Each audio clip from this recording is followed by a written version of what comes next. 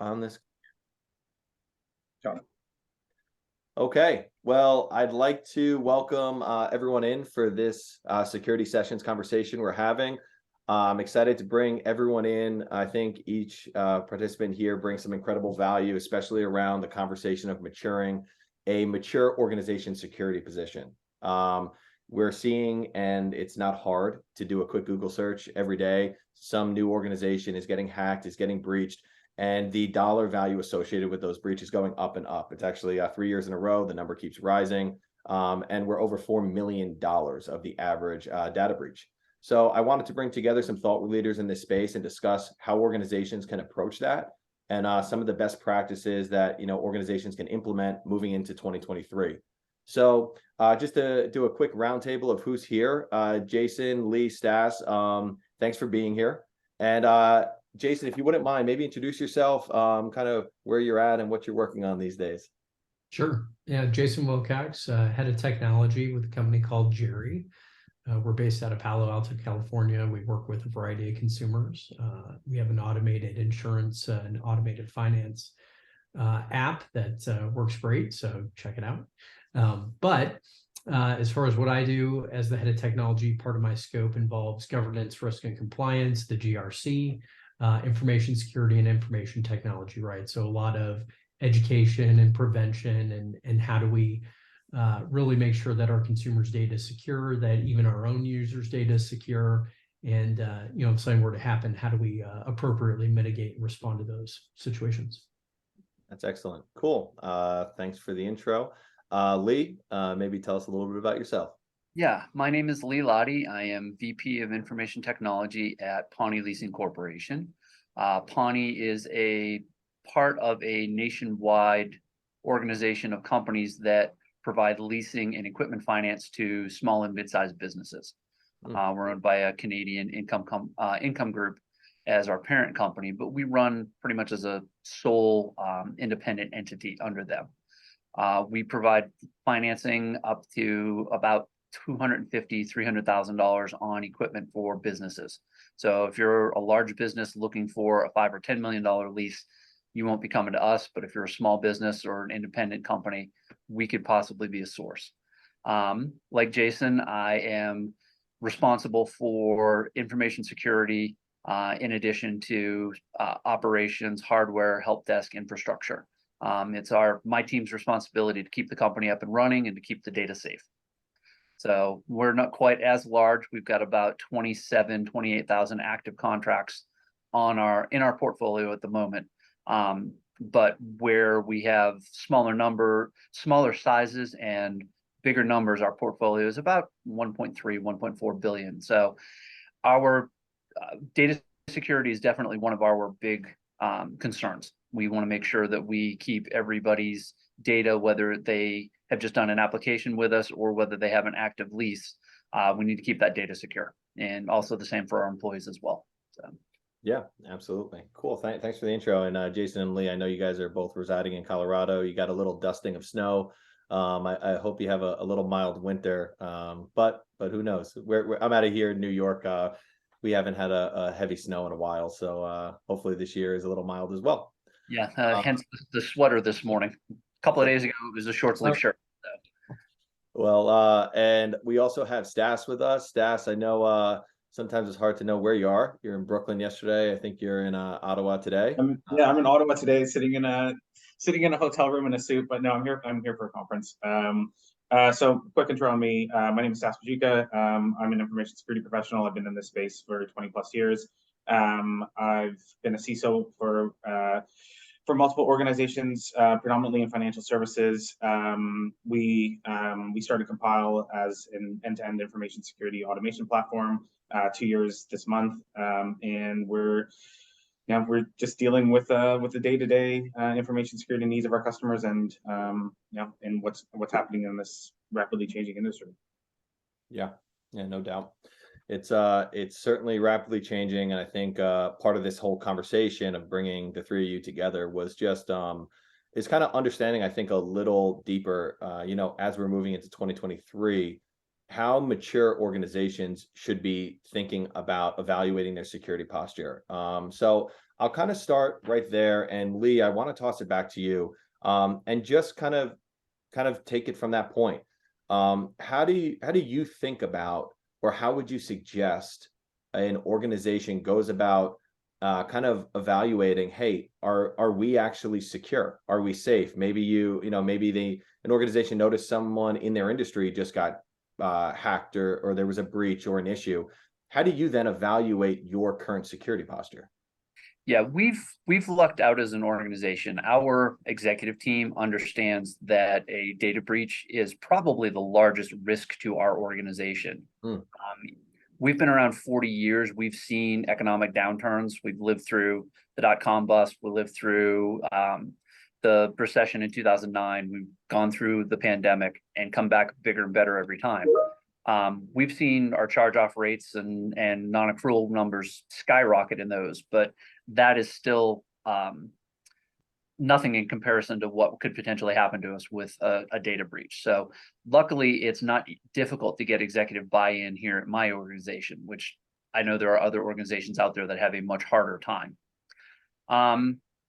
We've kind of always had that mentality. We started really looking at our cybersecurity journey, and it really is a journey. It's never ending. It's something you're always going to be looking at because it's constantly changing. But we started in 2016, and we brought in a consultant to help us get an initial roadmap in place. And then we've kind of developed that since then, expanded on it, added additional things to our tool set and what we do.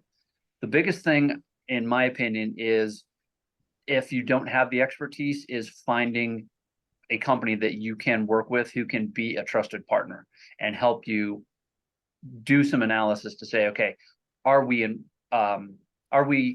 doing the things that we need to?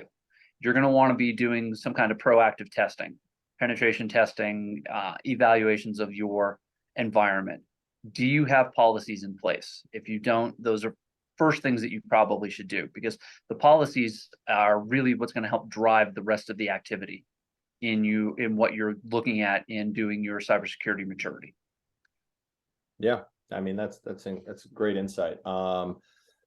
Jason, kind of tossing it over to you, going off the 2022 IBM cost of a data breach report, 83% of organizations that were kind of surveyed experienced more than one data breach, right? So I'm just curious, right? If one data breach isn't a precursor, and listen, I mean, that's not to say that these companies weren't looking to mature their security postures. It just means that they're continued to have more issues.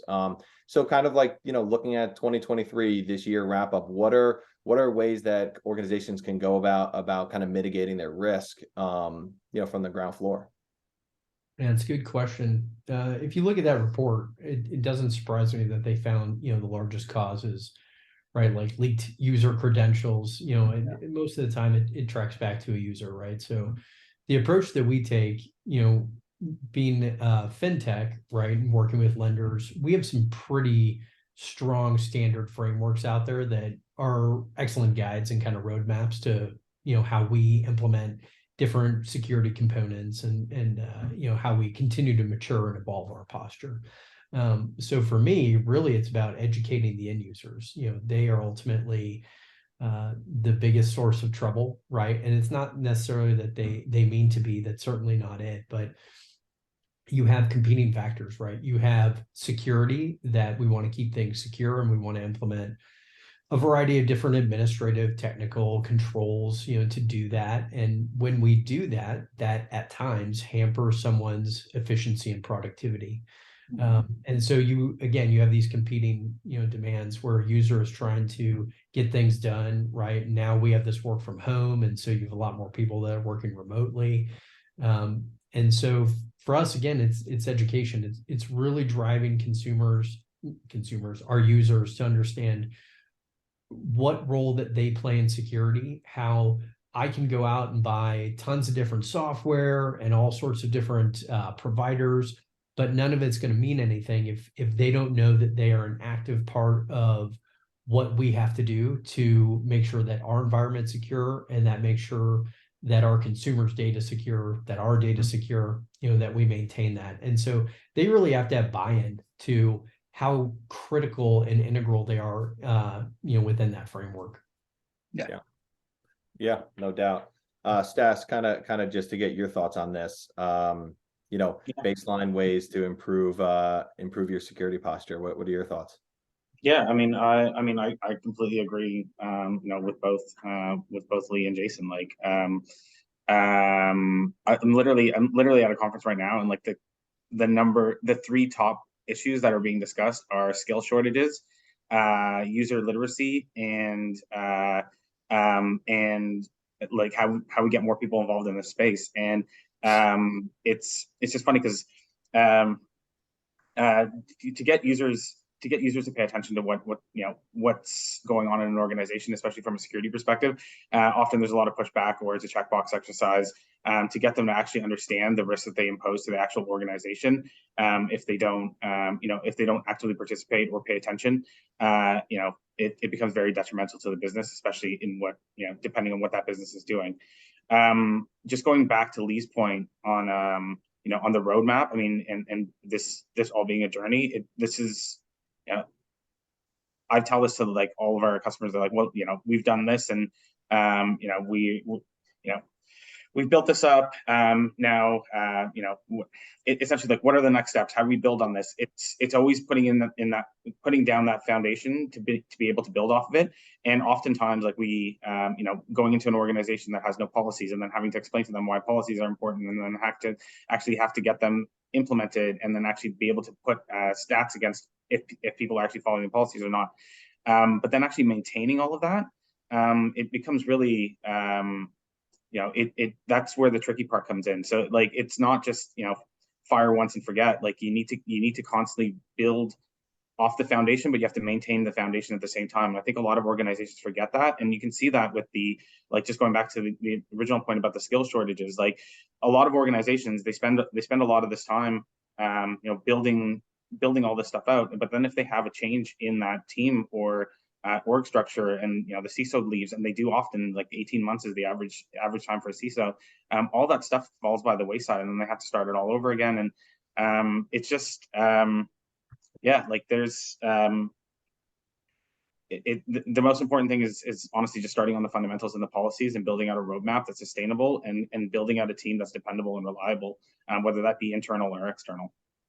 Jazz, can I ask a question? You mentioned something there that I see a lot, and it's when you have turnover at the strategic level, right? It's almost like people go back to building the foundation, but the whole idea of policies and processes and having a waterfall and building up from a framework is so companies don't have to do that. Why do you think that it is that when you have those CISO turnovers or those VP turnovers, that people feel like they have to go back to the basics?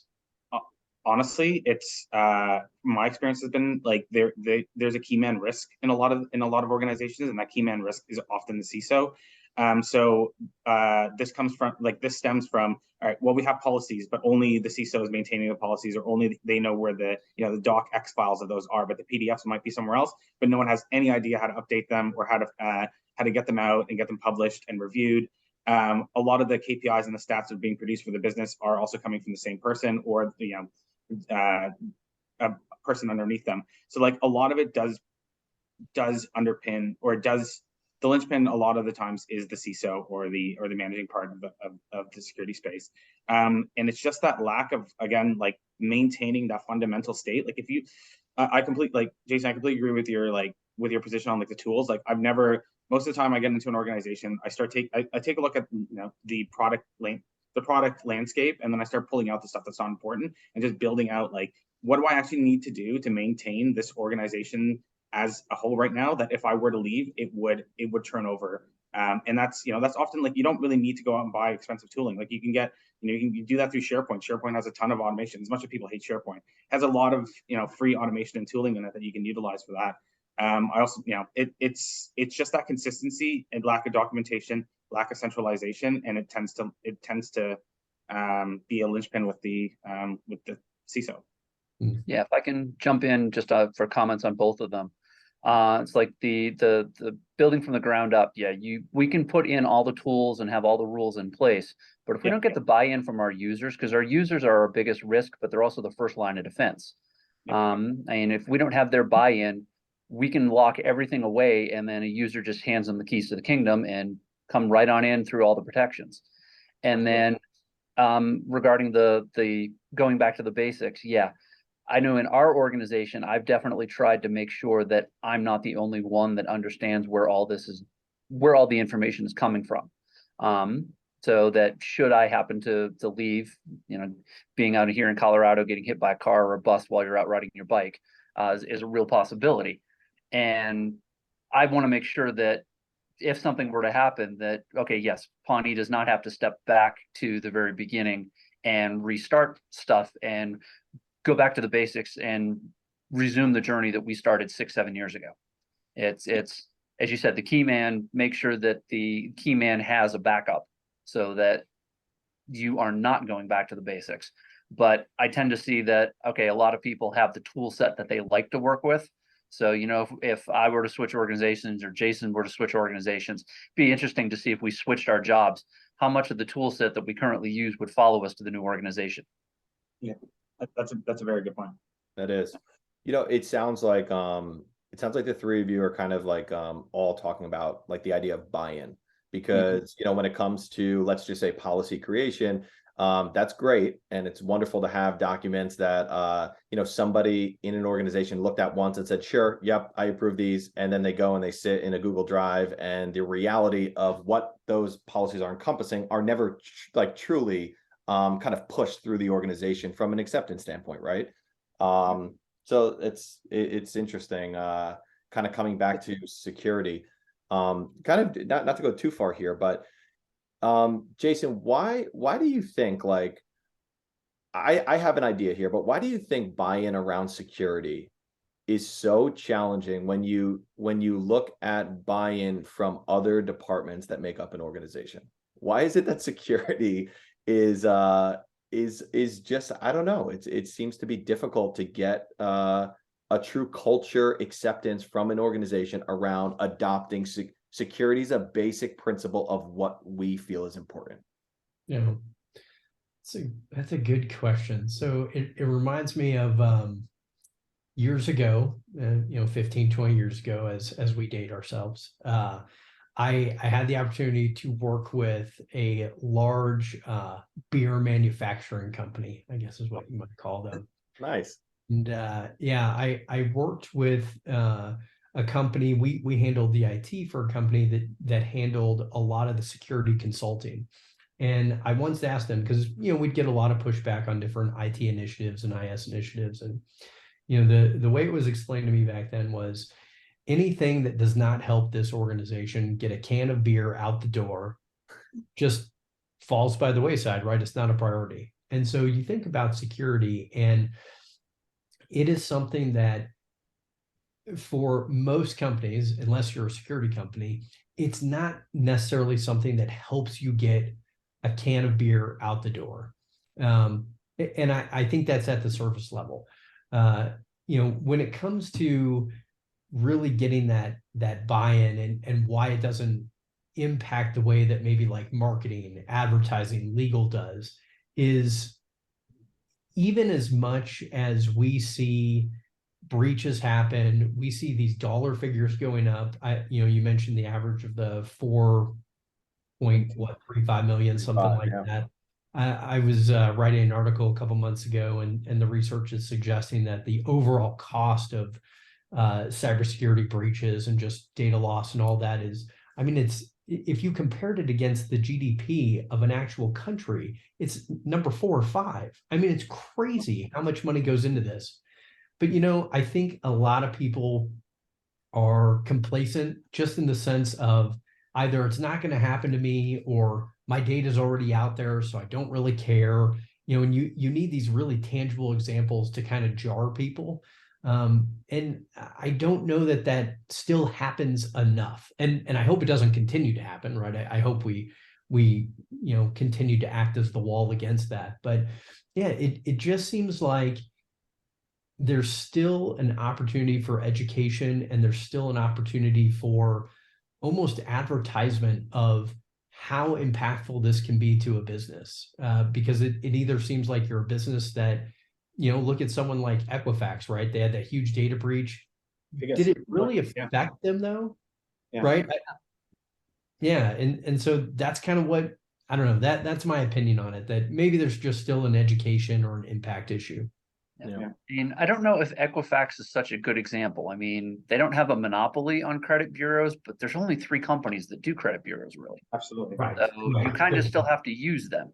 Whereas if you get a small organization that has a data breach, okay, they've lost their customers' trust, their information could be encrypted and they may not get it back. Smaller organizations are definitely at, I think, a higher risk than enterprise organizations, because if they're not going to have the money and the skill set to necessarily do everything, but if they do get hit, they have a bigger chance of going out of business. Yeah, very fair. You're absolutely right. I mean, it comes down to, right, like your risk appetite. And I think, Lee, you were talking about this at the beginning of the call.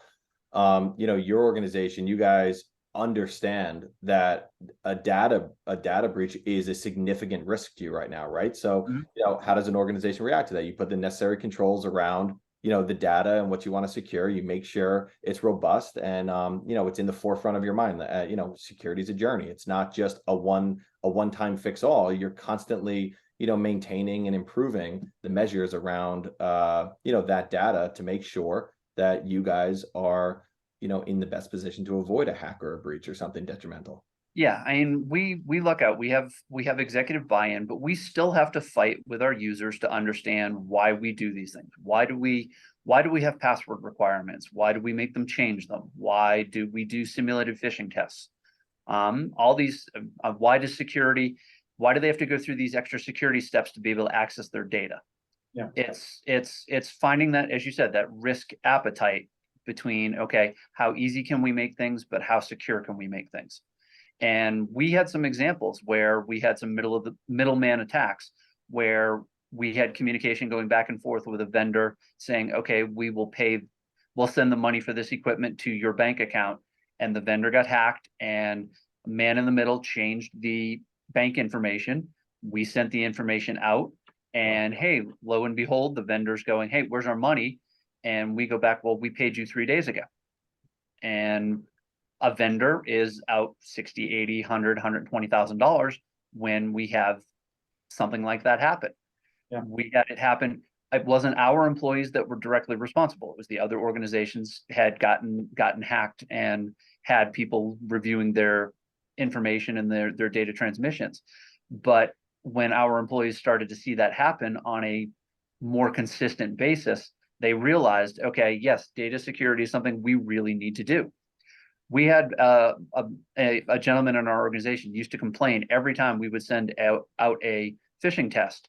But after having several examples where those phishing tests had helped save us money, he's now one of our greatest proponents. He's just like, the work you do is great. You're helping protect the company. We need to make sure everybody understands this. Yeah. So it took time, but we've definitely gotten the point across that everyone is involved in helping to protect the company. For sure. Yeah, I mean, that's just to go off that, like, I think it's just going back to that, like, the fundamentals, right? Like, user awareness training and phishing training is not, like, it's very integral, but it's not, it's not rocket science. And there's so many platforms out there that offer it. But it's, I mean, the number one way still in organizations, like, you look at the Dropbox hack 2 days ago, right?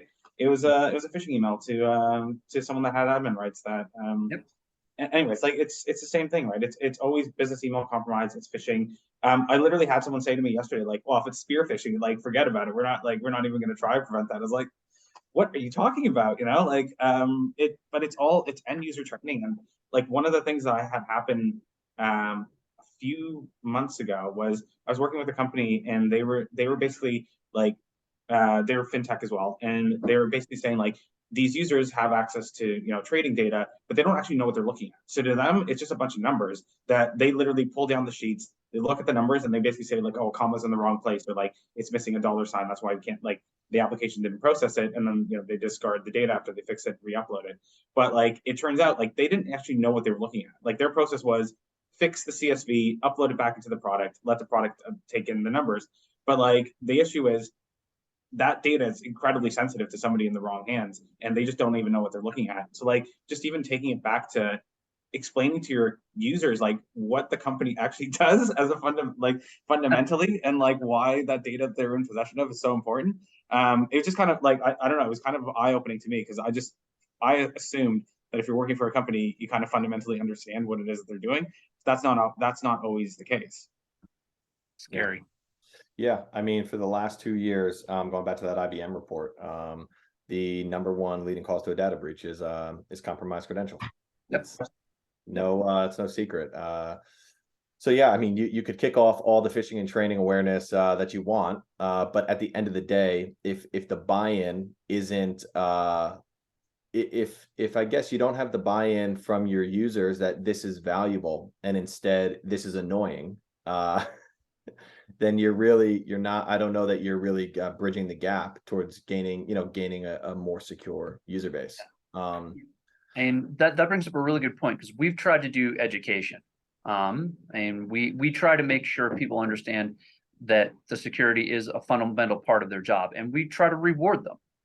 We've gone away from the, okay, you failed the phishing test, we're going to make fun of you, you're going to be harassed and have to take additional training. We've tried to go more toward the positive reinforcement.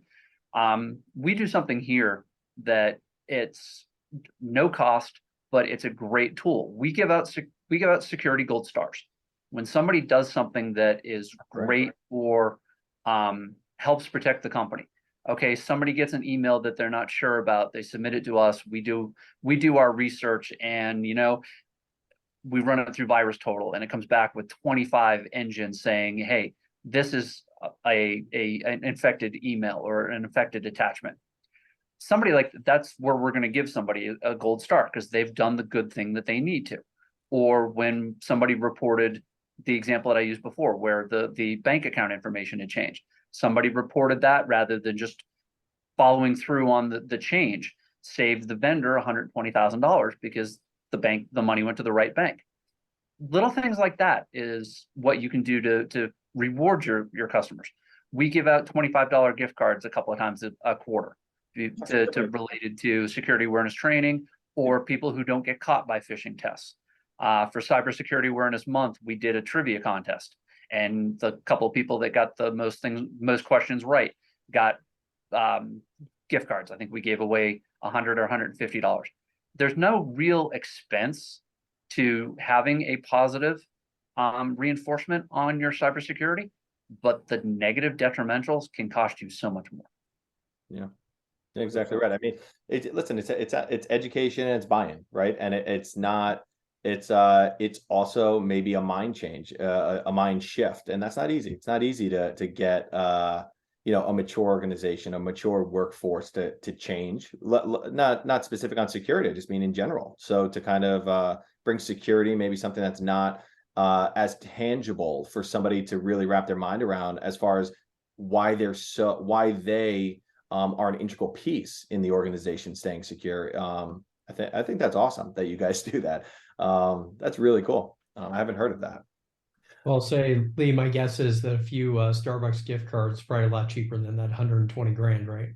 Oh, that or the 4.35 million on a data breach. Yes. Right. Well done. Jason, I want to toss it back to you. Going back to making things tangible, digestible, right? When you're talking about infrastructure, vulnerability, pen testing, I'm not saying they're the most difficult things for someone to wrap their mind around, but if you're outside of the security landscape, maybe sitting on a board, or you're in a C-suite and you're trying to get buy-in, these aren't I don't think they're typical things everyone kind of understands. It's not language that everyone is kind of coming across every day. So I have found it effective when organizations can consistently report on risk. It kind of demystifies and disarms the conversation. It makes it tangible. You're talking about a specific instance. And then, if you can, you associate a dollar amount to it, and you kind of show the way you can kind of, work down that risk and kind of make an organization less vulnerable. Have you ever seen an organization effectively report on risk? Is that something you do? Just curious how you think about that. Yeah, I'm certainly a part of that process. And, I think Lee said earlier something regarding just, security being ever evolving. And I think that's true for risk reporting, risk attestation, risk identification. There's always probably more work that can be done there. We've come at it a little bit different, to trying out a couple different approaches. At the end of the day, we're a product company, right? We have an app, so we have a lot of product managers. We write a lot of product specs, things like that, and we use the press release FAQ approach for our products. And so we've started testing a little bit of doing that on the security side as well, where some of these things like pen testing, right? It can be hard to, if you have to go, as you said, sell it to a board, and okay, if they don't understand what that is, or if they don't understand how it's different than vulnerability, detection, things like that. So we start coming out of, okay, well, let's tell a story, right? And so I'm a big fan of storytelling. Working in IT, working in data analytics, these different areas that traditionally can get pretty complex, right? If you're not in them, I think it works just as well as information security and risk management, of really building a story that's a hypothetical, right? So, you can tell of, hey, do you want this press release that is from the New York Times about our company, and this is what they're saying? Well, this blurb here, right? Pen testing can help mitigate that. And then this blurb here, data loss prevention, right, can help mitigate that. And so setting out those risks as these are a tangible, almost press release of, if we don't identify them and we don't properly handle them, this is what is going to be said in layman's terms, right? And so that's something that we're kind of trying out here and seeing if that helps get just additional buy-in, and getting people saying, okay, I don't understand what you're doing during the pen test, but I understand this is the risk that it helps mitigate. Yeah. Stas, I'm curious from your perspective. I know you've had a couple different stints as a CISO, and it's, specifically in the financial service industry, but, when it comes to reporting on risk, kind of how can an organization that's not doing it, how can they kind of wrangle that? It's a beast. It's a big thing to do. How do you kind of, what are your thoughts around it? Yeah. Generally, the way that I would approach this is, I try to create repeatable automated reports that I could produce to the C-suite at any given time, especially if the organization wasn't doing what I needed them to do. I'll give an example of that. So, for example, we are responsible for doing assessments on internal systems, making sure the right users are in the right place, that people the right limits on trading systems are in place, and we're making sure that the vendor is supporting the product, the product staying up to date, it's being pen tested, all of that stuff. Having that data and being able to report on it and see it in real time, to see which systems are being effectively managed, which ones are not, and then being able to quantify, like, well, this department, these users specifically of the business owner and the system owners are really are really lacking in their ability to be able to do this. And that's not necessarily put blame on them, but just say, hey, this is an issue and part of the business, and being able to quantify, like, this is the risk that imposes to the business. Same thing from the risk side as well, right? Just being able to show the inherent risk of the business with no mitigation in place as it currently stands versus what needs to be done, and being able to quantify the spend and to be able to show the results of that. Much easier said than done. This takes a while to get to this position, but, like, that's incredibly valuable. And I've only seen that a handful of times in a handful of organizations that have been able to actually quantify to that level, but it's extremely useful, and it really just pinpoints exactly the focus areas of the business and where it needs to mature. But there's so much that has to go in before that, be able to produce those type of reports. Yeah, and that's a great question. That's kind of the next step in our cybersecurity journey, is how do we more effectively report on the risks that we have, the mitigations that we put in place, and how it protects us. Yep. And that's actually one of my 2023 initiatives, is to come up with some better reporting. We do get analyzed on a yearly basis by our corporate audits. They go through the financials, but they also look at our IT structure and our general controls. And there's always reporting that comes out of that to say, okay, have you met the requirements of your policies? Are there examples that they found when they were doing their data sampling where we didn't follow the policies, or where policies failed to protect us? So we get those, but that's a one-time a year reporting. They need to be they need to be in real time, right? And like Exactly. the issue that we were having is, even when you're, because I mean, if somebody has an answer to this question, I think that, it'd probably be like richest person in the, they'd be in competition for owning Twitter right now.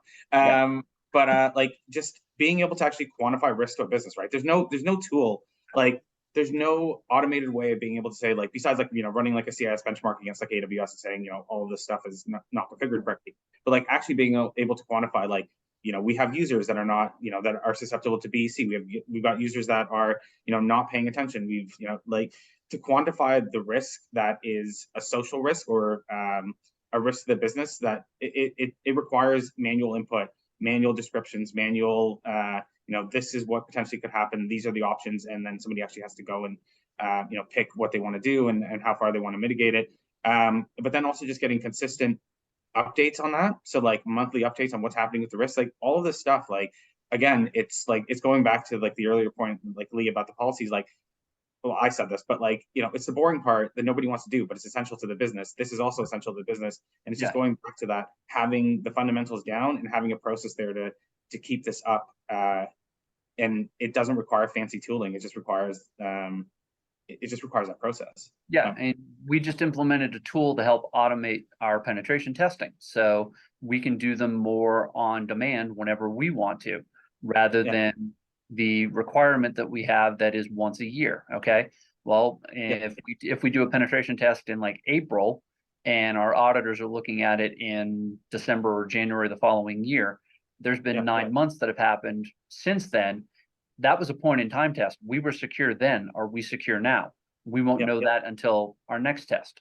So it's, as you said, it's taking the measurements and the tools that we use and using them better, more consistently, getting better reporting out of them.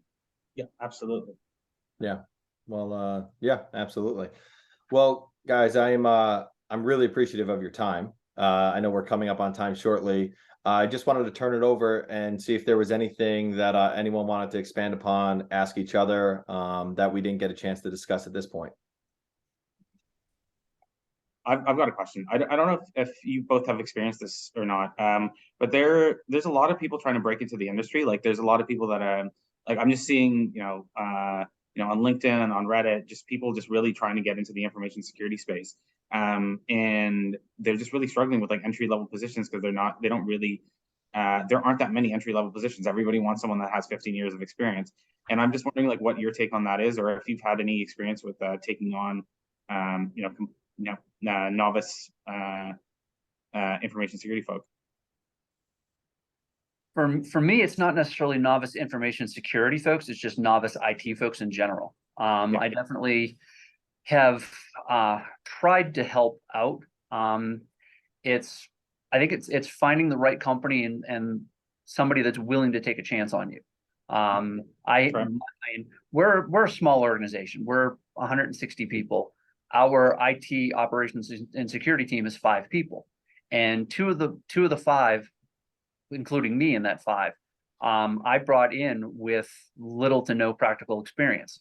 They had the fundamentals, and in talking to them, they had the right attitude, the right skill set, and they were eager to learn.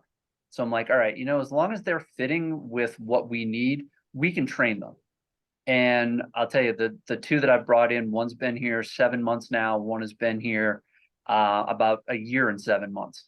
And man, they are sponges. They are just trying to learn everything they can. In fact, the guy that's been here 7 years we've passed a lot of our security operations and just the general day-to-day tasks to him, because he had a cybersecurity degree, but he needed that experience. It's not a cybersecurity position. It's a systems administrator position, but we've tweaked it so that it's focused more toward his background. And I know there's a lot of people out there. You've got to keep plugging and try to find the organization that I said will hopefully give you that chance. Yeah, like Lee, I've seen this really across the entire IT, infrastructure, not just information security. And I've had really great success with people that, they want to break into IT, they want to break into IS, they're willing to learn. And, decades ago, I used to bring people in for, 20, 30K, right? And then they could very quickly build up compensation, they could build up experience. What I'm seeing a lot recently is that we, in information security especially, it's not a position, I think, that you can just step into with someone who likes to work with computers at home, right? That type of person can step into IT and be successful. That's not true in information security. Yep. You do have to put some time in. You either have to go get a certification, you have to have prior experience. But at the same time, when I was in managed services, we'd have this conversation with companies. If, let's say, we're going to do a VMware project or a project over here, and say, the person that you have on staff, is that the first time that you want them looking at that technology is your production system? So Yes. from a selling point, right, that was for us then. Well, now I think about it in the same standpoint of, we're all so overworked. There's so much to be done. Anyone you're bringing in, you quickly want to be able to hand off a lot of experience to them, and a lot of to-dos and a lot of asks. And you can't necessarily guide them through all those pieces. That doesn't lend itself to that intern, to that it's my first information security job. And then I also do see a lot of people that, because they went and got that certification, they do have in their minds of, well, this should be an 80K and 90K, 100K position right out the gate. And that's just not true. And there are a lot of smaller companies that need these people, but they just can't afford those prices. Yeah, that's a really good point.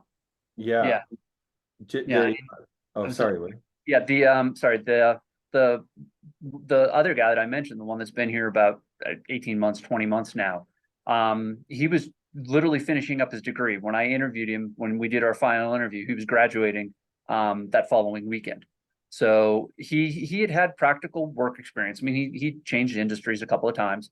He'd gone back to school. He had been helping things out. So yeah, he had the general IT experience, but I didn't bring him in necessarily for cybersecurity.